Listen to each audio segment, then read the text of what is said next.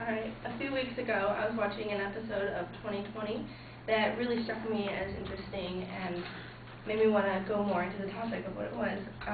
The episode was called Albinism, Caught Between Dark and Light. I'm going to be talking about albinism, or as people more commonly call them, albinos.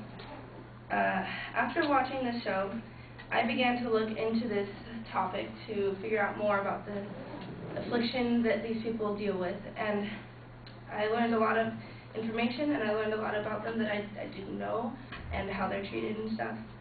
I'm sure that most of us have come into contact or seen an albino in some time in our lives, and not really fully understood what it is and why it happens, and things like that. Today I'll be discussing what albinism is and how people are treated, how people with albinism are treated, and a few misconceptions that people believe about albinism. The first thing that I would like to talk about is what albinism is. Albinism is a hereditary condition where there is a defect of melanin production, which results in little or no color in the hair, skin, or eyes. Melanin is in any of a class of insoluble pigments found in all forms of animal life. I found an article about albinism in the health section of the ABC News website, and it was licensed by the American Accreditation Healthcare Commission. In this article, I found a few different forms of albinism. Go ahead and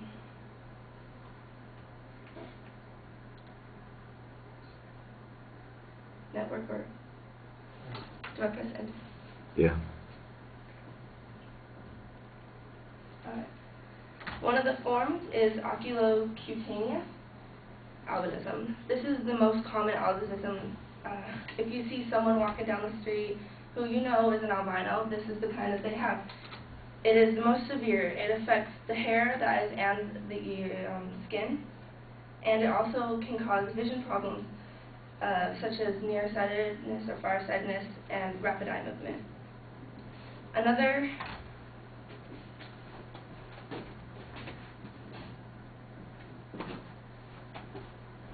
Another form of albinism is ocular albinism. This only affects the eyes. There's no color in the back of the eye or the retina. Now I'm going to share how people are treated. People are treated very poorly with albinism and are discriminated because of the color of their skin. Some people are discriminated and treated more poorly and more extreme than others. I have some stories off of the ABC News website. These people are interviewed by the reporter Tracy Hunt and Joseph Diaz.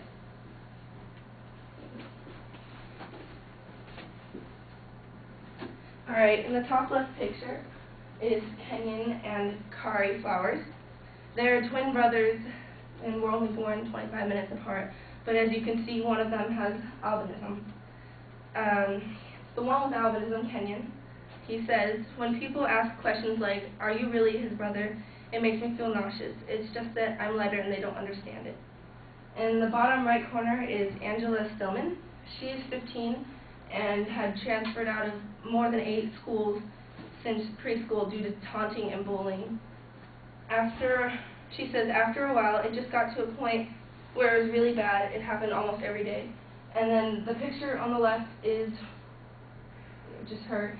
And on the right is she changed her look to fit in and to not get as bullied as often.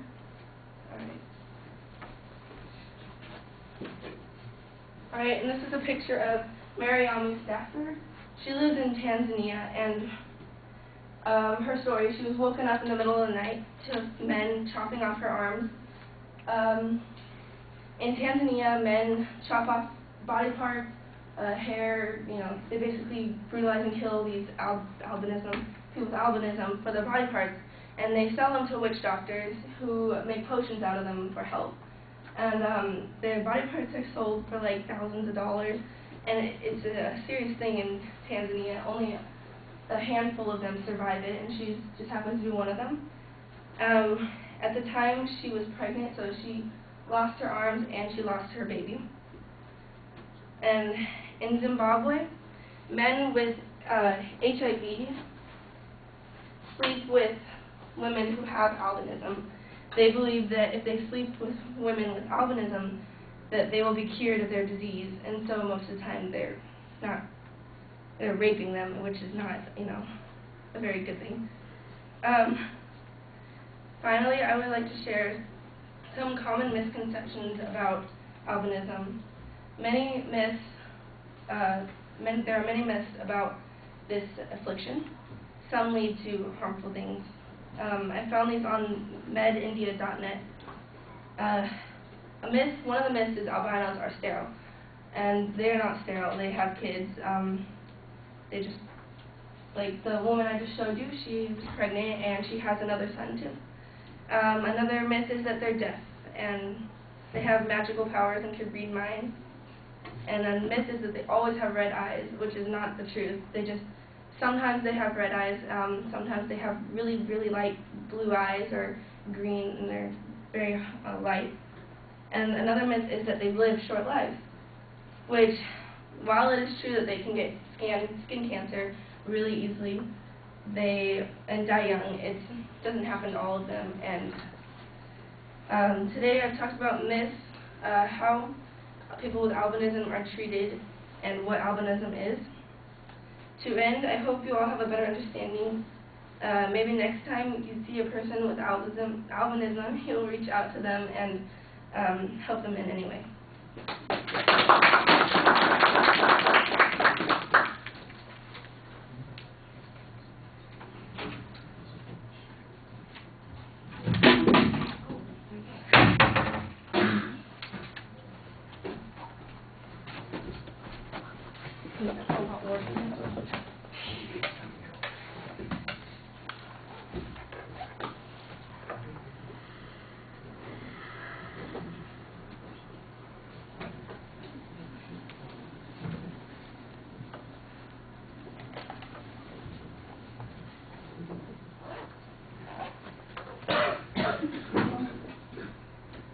$6.40. That's what I have. Okay, good. I thought there was some showing the cars, and I'm like, oh, that's not good. It's going faster than that. Well, like I said, it always goes faster than you think it's going to go. All right. I like the opening. You talked about the story about seeing the article on 2020, or the news bit on 2020, and there's a little bit of suspense when you are getting to the subject. Once you get to it, it's very clearly identified. I think that you don't have as sharp a thesis as you need, but you do have a very clear preview of what you're going to be talking about. And you also have some justification for talking about this issue as you go through it.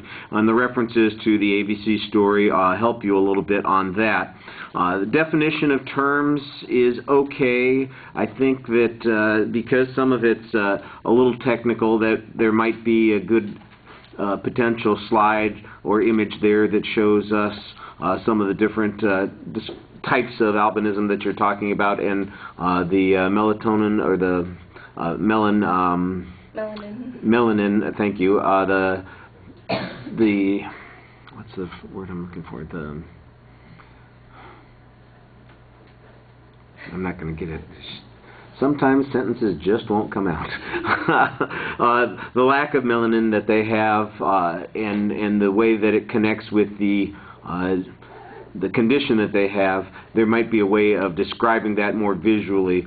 The whole first part of the speech, I think, cries out for a little bit more visualization. Once you start giving us the visualizations on the pictures, it becomes a lot more involving. I think you get to stories and people that the audience is going to be able to relate to.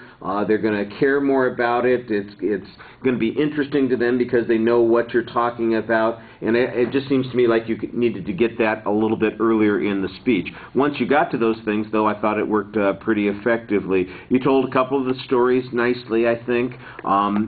There ought to be some more references to some of the things that you were talking about, like the witch doctor's feeling that, well, how do you know that? What was it in the 2020 story, or was it something that you found in doing additional research? That's the sort of thing that I think you needed to have more citation on. But you did have citations in some places. All right, you need to relax a little bit while you're giving your presentation. You seem a little uncomfortable. Not so much that it affected the presentation a lot, but I think it would be stronger if you managed to overcome some of that anxiety. And we're going to be working on that, so don't worry.